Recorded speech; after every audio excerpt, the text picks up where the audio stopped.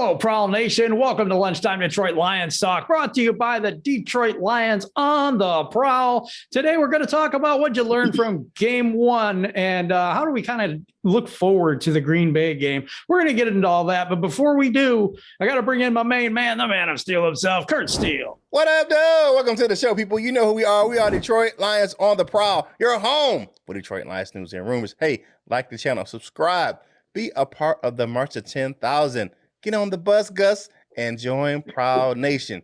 The march is on. Now it's time to bring in the third man of the crew this morning, my man, LL Cool Tawrence. What's up, my dude? What's up, and good morning, Proud Nation. Let's get this thing started. Right now. Let go. Detroit Lions talk, baby.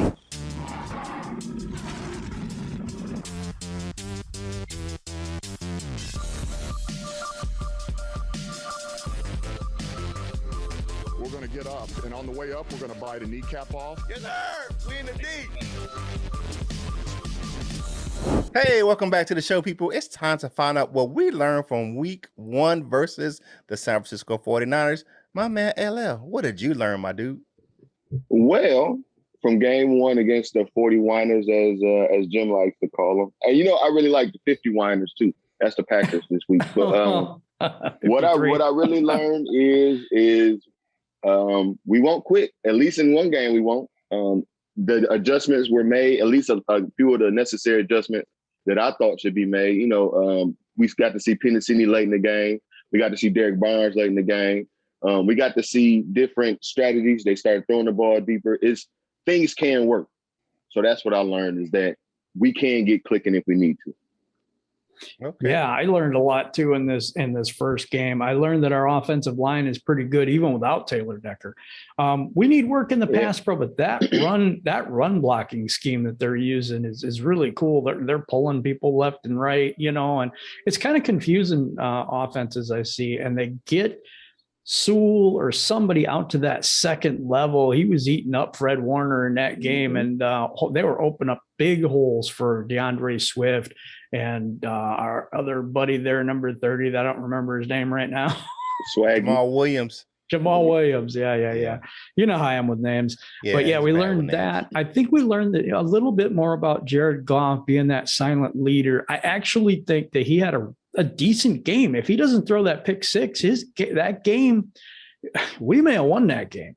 And it's unfortunate. He goes forward with the arm. The arm hits the guy's helmet, I think. And then the right tackle guy got pushed right back into him. Yeah. And then the duck. I mean, you know, I understand it's a pick six and they're going to get on Goff because he did that. Oh, he made mental mistakes. You know, he drove us down the field for 7 minutes. Yeah. You know, people aren't talking about that. He gained more yards than Stafford. Yep. People aren't talking about that.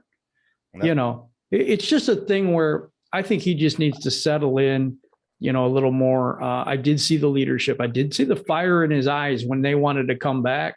He was leading that team.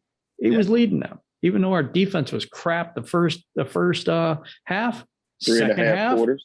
Yeah, they came out. And you know what? They made some adjustments. They started stopping them. It might be they let their foot off the gas. We really don't know. We don't know.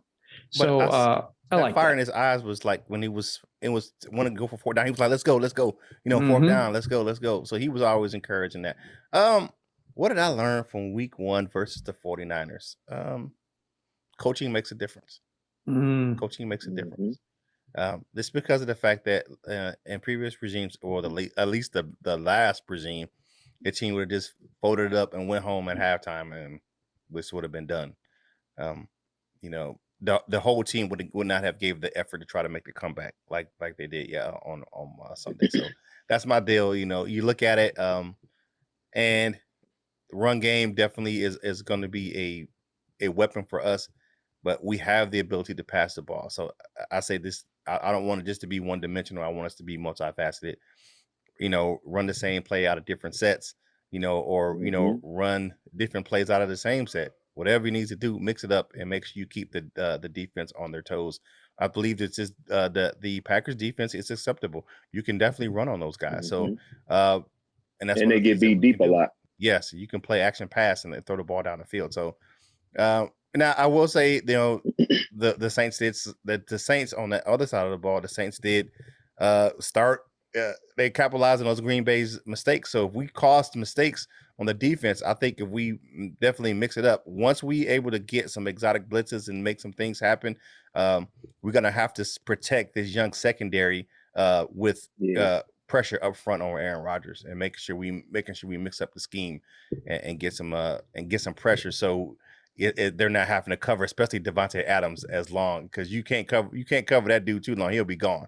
So you have to make sure this with his route running, and you're gonna have to make sure you chip him off the line and make sure you double cover that guy all game. So, but if we do those things, that's how we can really apply what we learned in week 1. This, stick with the run game, be multifaceted on offense as well, and then make sure you mix up with some exotic blitzes and get some pressure on the quarterback to protect that young secondary. Well, the Green Bay game comes down to we have to stop the run first. Oh, yeah, definitely. We have to stop Aaron Jones. I think it's Aaron Jones. My name Aaron Jones is terrible today. Aaron Jones we have to stop them guys from running all over us. That's the first thing. We need to sell out, and we need to run blitz a little bit more. We need to get in the backfield and stop some of these guys, stop them for no gain, get them in 3rd and long, and then use an exotic blitz or something like that, bring in a safety or something. Aaron Rodgers is not going to be fooled, I don't think. He's been in the league for too long, but you just have to get home. You have to win your one-on-ones. Yeah. Well, sometimes it's not about confusing the quarterback. We have to confuse the offensive line. That's to let people get in. Yeah, but he's going to call out the protection, though, too. Yeah, well, he's going to direct that. It all depends. Yeah, so, I mean, it's not possible. It's possible. Oh, yeah, you know what I'm saying? Definitely. But just making sure that we give it multiple looks. And sometimes he's not going to know who's coming, no matter who you are. So, but it also has to come down to beating your one-on-ones. Yes, you know definitely. what I'm saying? I understand. I hope we get Enrique back, because that would help us a lot. What we're saying is kind of coinciding with each other. Oh, yeah. It's matching. What you're saying is you got to beat your one-on-ones, but also you have to be able to disguise the one-on-ones as well. Who's matched up with who? Yep. Along with everything, not just blitzing or whatever to stop the run, just paying attention to Aaron Jones, because he don't even got to run the ball to have a great game. Yeah, he's stop him in the run. They start moving him around. Yep, it could be absolutely extremely, way more dangerous. But I think in the pass game, I want to say this is, or maybe I'll wait for my bold prediction. But if he reminds me of Aqib Talib, I don't know if y'all remember him. But he just cornerback, just in Denver. The physicality, like he was kind of, I don't want to say crazy, but he was aggressive. And just from what I've seen of Iffy, just at Syracuse and college and on different tapes, he kind of aggressive. So I want to see what happens if and when he gets matched up on Devontae Adams. Big hitter. He looks back for the ball, which is something we need. That's my interest, the matchup that interests me most. Yeah, definitely. Hey, if you guys like this video, comment on the video, share the video, hit the like button, subscribe to the channel, get on that march to 10,000. Hey, hit your wagon to the team right here at Detroit Lions on the Prowl. We ain't gonna steal you wrong, baby. Hey, Jim, what's the family discussion topic for today? I want to know, we learned some different things from week 1, trying to apply it to the Green Bay game. What did you learn from week 1, from game 1? And then how do you apply that to the Green Bay game? We got some really good comments and people that really know football. So I'd love to hear those comments and respond to those. So like I said, like Curt said before, if you like the conversation going on here, click that subscribe button and just help us out if you haven't already. Join that march to 10,000 subscribers. Hit the like button and the notification bell so you know that when new content comes out from Detroit Lions on the Prowl. It costs you nothing. Free 99. Hey, Jim, what you got for your news Rupert's topic today, my dude? I got some roster moves, a few of them. So we signed cornerback Daryl Worley. Now he's 6'2". I got to get his stats up. Yeah, he's like 215 or something like that. 215 pounds. He's played for several different teams, Carolina being one of them, 2016, 2017. He's actually started quite a few games, 11 games in 2018. 2006. Like, whoa. 60, yeah, he's pretty old. 16. No, he is an old man for our team, though. He's 26 years old. I think he's going to be a good addition, but they signed him to the practice squad, which I think what that means is they're going to elevate him on Sunday, along with their other new corner. And I can't remember what his name is because I'm great with names. We haven't, you talking about Quentin Dunbar? No, there's another one they signed. What new? They signed a new corner? No, no, they didn't sign a new corner. I'm sorry. It was Geronimo Allison has been signed to the practice squad as a wide receiver. Yeah, that was the other piece of news out of that whole thing. One thing quickly about Worley is that when he played in Oakland/Vegas, they put him at safety. So he's kind of versatile. He doesn't have a lot of speed, so he might be more inclined to be, especially with this coaching staff and how they like to mix, put people in different positions. Look at Bobby Price, look at some of the moves they made. AJ Parker, they're not against moving guys to different positions, so they may be where they put him at safety instead of corner. I don't know. They could do that. And I remember he had a interception against Matthew Stafford. Yeah, one versus out there versus Kenny Golladay. Yeah, I remember that. That was a pretty good pick. Pretty good pick. Yeah, he does well versus tight ends. It's because of the fact that he only runs a 4.9, so 4.5. I'm sorry, but that's one of the interesting about that young fella. So I mean, welcome to Detroit. You know what I'm saying, and maybe what other news you got? Because I know you have some more roster moves than that.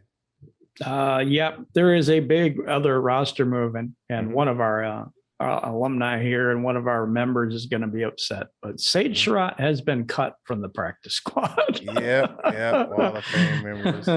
Sage no longer on the squad. So I don't know if that's going to be permanent or whatever, because I think what I think is they're going to elevate Worley this week and then next week sign him to the main roster. That's what I think is going to happen, but I don't know. They really want to get that other offensive tackle on, so I think they're going to sign him. So we'll see how that all goes. But Worley actually could be a good help for us, but I want Iffy to step up. I want Iffy to get some more minutes. I want Barnes to play a little bit more. I want our young people to play. I think that it made a difference in the game against the Niners, that injection of energy and youth. And, and those guys, and they played well. It wasn't they were out there just, going around. They played well. So, look at that. And they were disciplined in, what they did on the field. So I like that as well. Do you have any more roster moves? No, that's all I got. And, we released the guard, Tommy Kramer, got released as well. Yeah, we said that yesterday. Was that yesterday? And then Zane Gonzalez got signed. Zane Gonzalez got signed by the Panthers. He's down here. That's weird, isn't it? Yeah, he's down the street from me. Yeah, and they released their kicker, and wonder why we didn't do the double swap and sign their kicker that they just released from their squad to our practice squad. So I think we've got our kicker. I think that's what's going on. Austin Seibert think so. Yeah, I think so as well. But those moves are going to be interesting. Now we have 2 open roster spots on the active 53-man roster. So the 16-man practice squad roster is full, but the 53-man active roster is not. So. I still think Quentin Dunbar is still out there too, and that's kind of a weird situation because his people are saying he's coming back to Detroit, and Detroit ain't saying nothing, and it's Thursday already. They probably want to make sure that everything dot to dot your I's and cross your T's and everything like that, and the COVID guy passed the COVID, COVID test. COVID, that's true too. Maybe he has to sit out for a while. I don't know. Maybe he hasn't played. He hasn't played, and he hasn't been around that facility, so. That those things come into play right now, so that's just the world we're living in. But could be. It just interests me what the Lions are going to do with those 2 open roster spots because of the fact that they're open on the active roster. They sign guys, but they sign guys to the practice squad, so they make me think that they're looking at someone else outside of what we've already done to bring on the active roster. Well, one would be Dunbar for me. I don't know who else they're looking at. Maybe they're looking at a tackle. Maybe they're looking at a tackle. Yeah, and what Dan Campbell earlier this week has said about the roster. I don't know if he used the word tinker, but I know I read that word in the article. But he's gonna. So, 2 spots to do it with. Yeah, I mean, and NFL rosters right now, and it can be very a fluid situation where you kind of have to interchange parts, but you have to make sure that the parts that you're bringing in fit what you're doing. You know what I'm saying? You can't. It's not the time to be putting a square peg in a round hole. You have to make sure that you're getting the right people that fits what you're doing in your system, right, in your building. So I understand that they're taking their time and making sure it's right. Sometimes you got to roll what you got until you can get what you want. And financially, if you're signing the corner to the practice squad, you're not spending as much money, and then you can elevate him on, on Sunday, Monday night. Sorry, and then if he works out great, then you can sign him to the regular roster. If he doesn't work out so well, stays on the practice squad. Yep. We still got it later. Yeah, definitely. Hey, if you like this content, you know how we get down, man. Join the movement to 10,000. Subscribe to the channel, like the video, share the videos, ring the notification bell so you know when you're getting fresh content from us right here at DLOTP.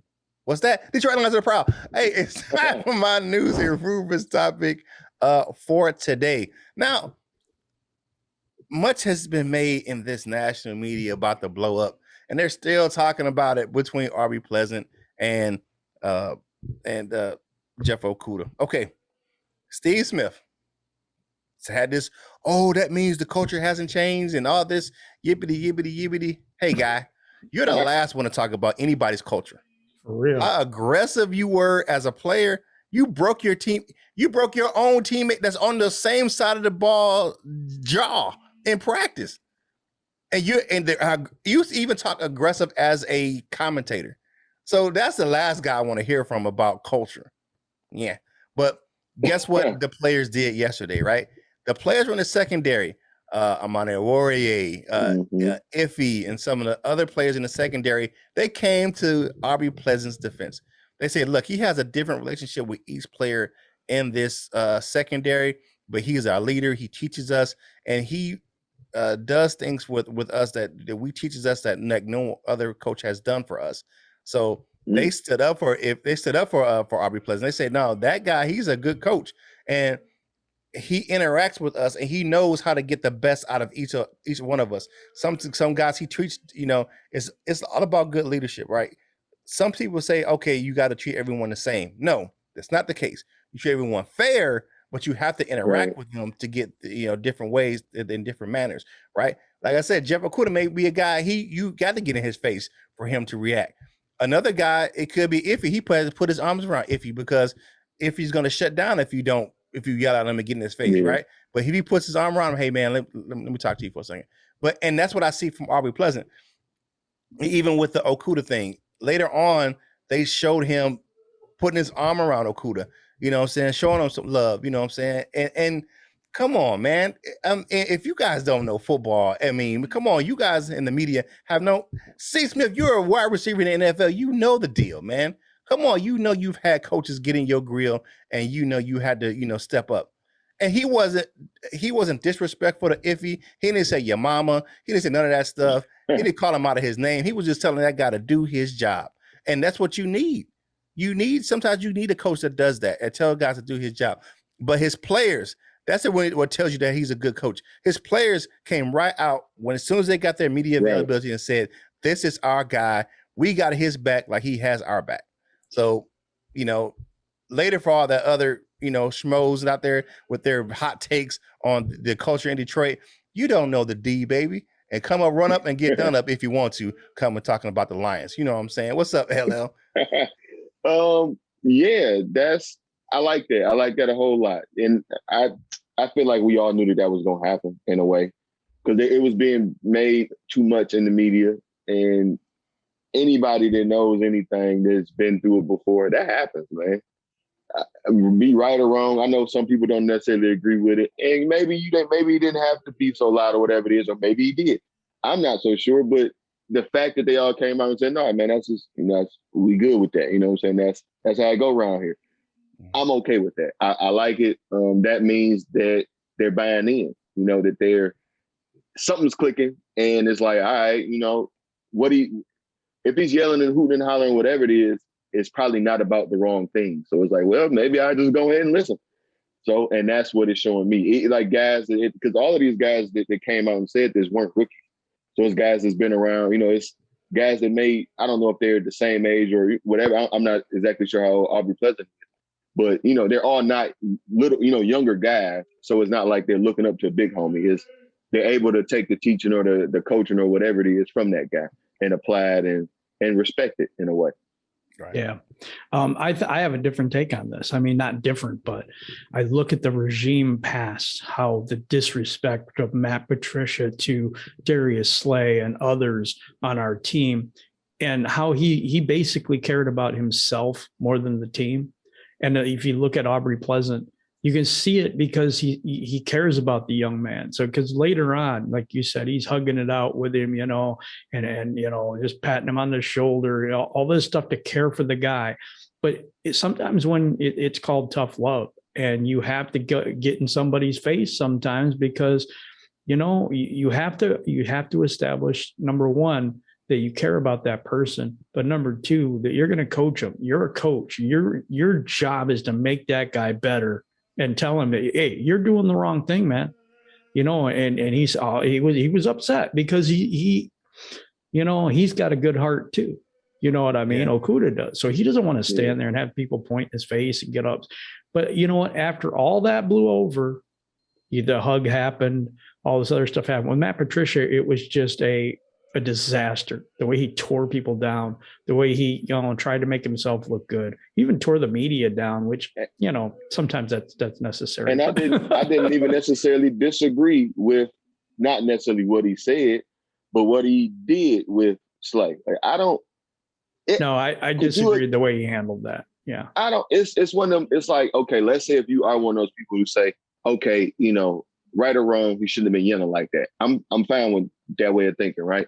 But as you can see, he's talking back to him. So it's like, nobody's mentioning that part. It's like, you know what I'm saying? Like, for me to yell, something had to make me yell. I'm not saying it's right or wrong, but every action has a reaction. So it's not like he's yelling just to be on the sideline looking like I'm a crazy person. You know what I'm saying?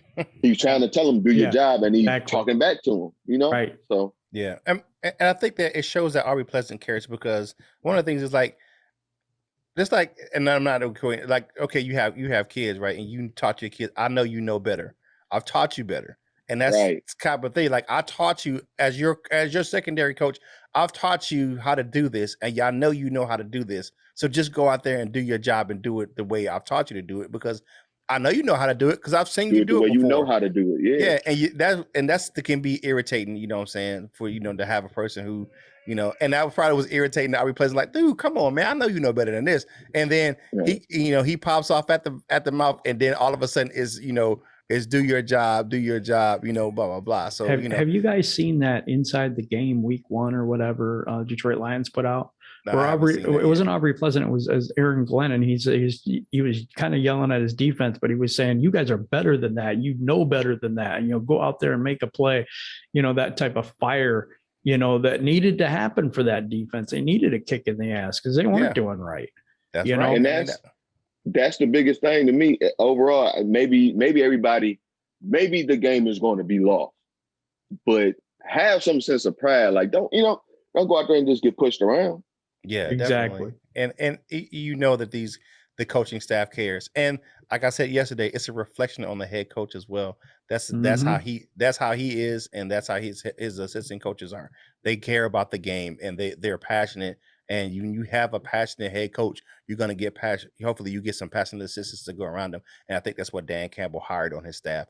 Hey, if you like this content, like the video, share the video, comment on the video, subscribe. Hey, join the march to 10,000. Be a part of Prowl Nation. And it don't cost you nothing. Not a red cent. Not nothing. It's free 99 and 50 free cent all day long. So my man LL, what you got for your news and rumors topic, my dude? Sometimes when you say that, I want to say free 99. Are you out of your mind? I love it. My news and rumors topic, I want to know you guys' bold prediction for Monday night against the 50 Winers, the Panthers. FT, whatever else we're gonna call him today. FTP. All right. You know what though? I'm gonna give it to the man, the myth, the legend, Mr. Jim Bordeaux. Frenchie, what you got, man? What's your bold predictions? I have a few. The game on Monday. My first one is they will get over 100 yards combined rushing on the Green Bay Packers. I think that they'll get 2 sacks. I know it's not a bold prediction, but those are the things I see for a bold prediction. If you want to go bold, I got Jared Goff going for 300 and some yards in this game because he'll dink and dunk them to death. And then I think there's some deep stuff that could open up. I really do. So that's kind of mine. I don't know. Maybe I don't do bold predictions real well. Okay, definitely. All right, bold predictions for me. Bold predictions. DeAndre Swift will have nearly 200 yards of total offense. That's passing and running. Okay. That's a there you go. Now that's bold. See, I'm not that good. All right. Next one up is TJ Hawkinson will score 2 touchdowns against the Packers. I don't think that's that bad. I think he can do it. I think he can do that.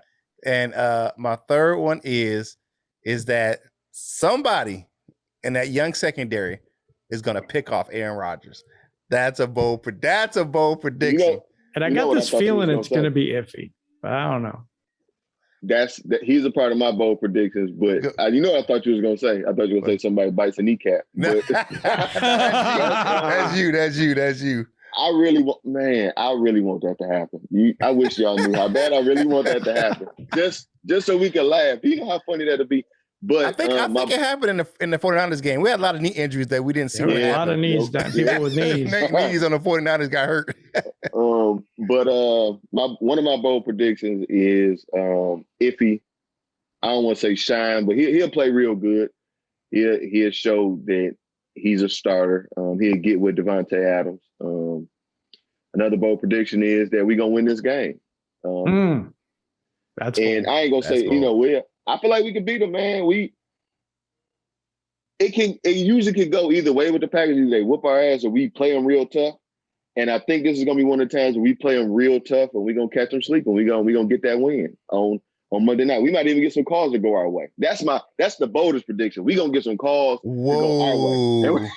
In Green Bay? Has that ever happened? I don't think that's ever happened. Wait. We in Green Bay? Yeah. I don't know why I thought we was in Detroit, but I'm gonna still go with it. I'm gonna still go with it because maybe somehow, some way, the cheese mafia, or the people that run the cheese and the dairy mafia, is really upset, and they got a hand in with the NFL, and they don't like Aaron Rodgers no more. So, so Monday night might be they time to shine and give us that win. No, I don't agree with that one. Hey guys, if you know how we get down right here. Like this video, share it with your friends. You know what I'm saying? If you pass it along, pass it along to your neighbor, whoever else like football. Just, hey, say, check out these guys at Detroit Lions on the Prowl. You're going to like what they do over there because we do all this stuff for you. All the fun we have, everything. This is just fun. But it's for you, the fans. It's us fans giving you fans, as far as fellow Lions fans, some content right here. And we love doing it. And like this video, share it, comment, answer the question of the day. And, none of this stuff costs you any money. You don't have to pull this out to do all those things. So let's go ahead and we're going to hush for a second and go over and look at what you had to say about yesterday's show. Jim, what you got first? Gio Rader says there was nothing wrong with the situation as stated. Since it's the Lions, the media focuses on it to make it seem bigger than what it was. Remember, the media loves to use the Lions as one of the punching bags in the league. That's absolutely true. Absolutely. Yeah, and he's talking about the little dust up with Aubrey Pleasant and that. Yeah, there is nothing wrong with that situation, and obviously. This happens all the time, but yeah, because we're the Lions, it's going to be negative, and that's the way they are. Absolutely. Yep. Philippines on Demand says, shout out, man. POD, the other POD. POD. Oh yeah, POD. If we wait until Okuda is healthy again, We need to trade him. I'm thinking for a 6-pack of Sprite, a can of original Pringles, and some beans, French onion dip. I don't know if thank you you get for that that, much for him. I was just gonna say maybe I'll swap out for some Doritos. I like Doritos and just go with some Doritos. I'm just not thinking we can get that much for him. But well, J Lop 97 says the coaching staff is incredible. Unlike previous coaching alignments under Pencil Man, I like that name. There is chemistry here. I feel he had a good choices like Bevel and Combs, but he sucked at coaching. Their effort was in vain. So while Campbell gets the right guys and actually wants to build chemistry and work with these guys while putting his absolute best too. So that's what we have to say about the coaching staff. I think that's correct. I think Dan Campbell wants the best out of his coaching staff, out of his players, and he put the guys around him to make sure that they can do that. Yep. J Michael 1837 says, "Yo, Detroit pass rush. How about getting to Rodgers just a few times and help out our secondary? You don't have to be a big name to get a few effing sacks." For sure you don't. Thank you for that, J Michael 1837. You definitely don't need to have a big name to get some sacks, and I don't think we gonna get some sacks on this Sunday. How about that? I agree. There you go. Marcus Allen could be the same guy. Don't know. Former running back. Just kidding. Yes, Green Bay do cry a lot. We need to call them the Green Bay Pampers. Yes, and we're going to Lamb Bum Field and going to play them Pampers and listen to Aaron Rodgers cry. Mr. Man Bun himself. All right, the always inspirational one. You know who he is. Turner C. Burley. Turner Burley says, watch coaches. We have watch the coaches we have who couldn't get the jobs if their choice before they came here.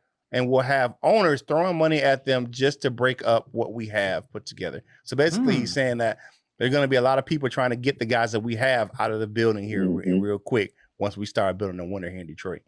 Yeah, I totally agree with that too. And I think that if they do that, I think we've got backups in place. Dan Campbell's a pretty smart person, and so is Brad Holmes and that whole organization. So I'm good with that. I'm good with it. I'm not, and that means we're successful and we're winning. So I'm very good with that. But now it's time for me to ask you to subscribe to the channel because I almost forgot. Because the march to 10,000 is on, and if you could please hit that subscribe button if you have not already, and also hit the like button and the notification bell so you know when new Lions on the Prowl stuff comes out. That helps us out a lot also. And so now it's about time for my favorite part of the show, the dessert with my man Curt.